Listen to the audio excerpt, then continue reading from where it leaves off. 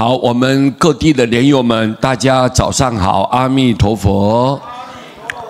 今天呢，师父把印光大师讲的话来跟各位大家探讨，我们互相来研究。印光大师他说：“如来拯济无方啊。”就是阿弥陀佛，他要拯救、要帮助所有众生，是无方的。无方就是没有固定的方向，没有固定的对象，他没有固定的方法。你看阿弥陀佛这么慈悲，不管你在什么地点、什么人，不管你在什么时候，他都平等、没有分别的救度你。所以阿弥陀佛的爱是无缘佛界的。遍布在十方法界之中，他就是这么慈悲，广度众生，悉度我。印光大师这么慈悲，你看他怎么讲？如果阿弥陀佛，你要广度一切苦海众生哦，要广度他们，你一定要度我哦。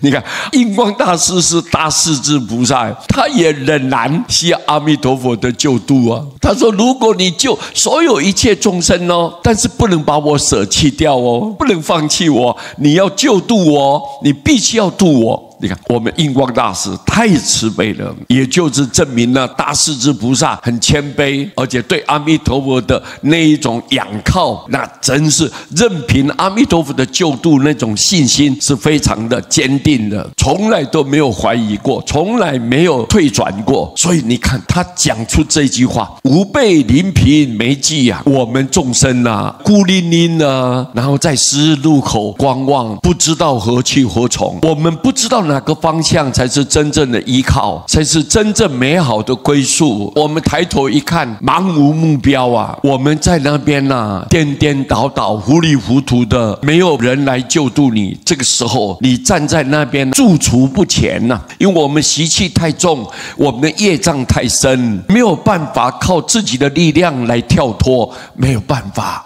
你看，不念弥陀更念谁？如果你不念阿弥陀佛，你要念谁呢？这句话就提醒大家，提醒你我们一定要知道，阿弥陀佛他就是无人不救，无人不度啊！无论如何，他就要救度你。只要你顺他的愿，你念他的名号，阿弥陀佛一个都不放弃。那如果没有阿弥陀佛的救度，每一尊佛都规定你要众善奉行，诸恶莫作。好的事情你去做，坏的事情你不要做哦。但是我们众生身不由己啊，业力束缚住了，纠缠住了，所以你有时候你想要把它松绑啊，把这个不好的东西怎么能够改变呢？我们很难呢，因为我们被这个业力啊绑得紧紧的，五花大绑这样。知道说哦，这个是好的，这个是坏的，我们本来是想赶紧把它改变，但是改变不了，我们的习气太重，业障太深。所以你看，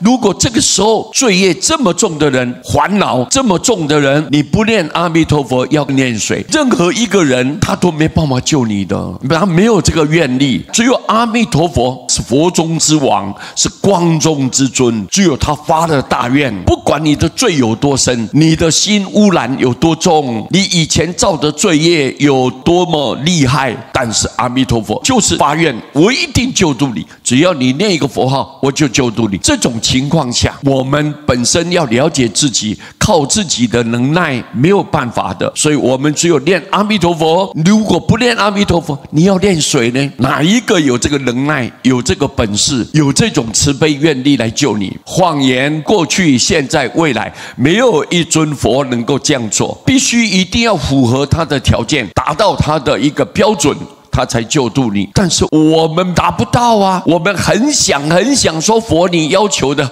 我们一定努力的全力以赴来符合你的标准，但是我们做不来。要修戒定慧，要断贪嗔痴，我们做不来啊，各位对不对啊？所以这个时候只有阿弥陀佛不嫌弃你，你善的人我救你，恶的人我也度你，我绝对度你。那这种情况你不念阿弥陀佛，你要念谁呢？如果我们达不到被救度的标准，我们永远就六道轮回，受生受死这样子，一直孤苦伶仃的，非常的悲哀。我们是一个可怜的众生。今天阿弥陀佛永不放弃你，就你念个佛号，我救度你，给我们带来最大的希望，给我们带来最大的光明。所以你看他讲这几句话，很简单的几句话，但是给我们知道，连大势至菩萨都是这么期待，何况是你我大家这一种一点力量都没有的凡夫众生，我们更应该要念阿弥陀佛，对不对啊？对不对？好，所以我们把这一场要跟大家分享，谢谢你们，阿弥陀佛。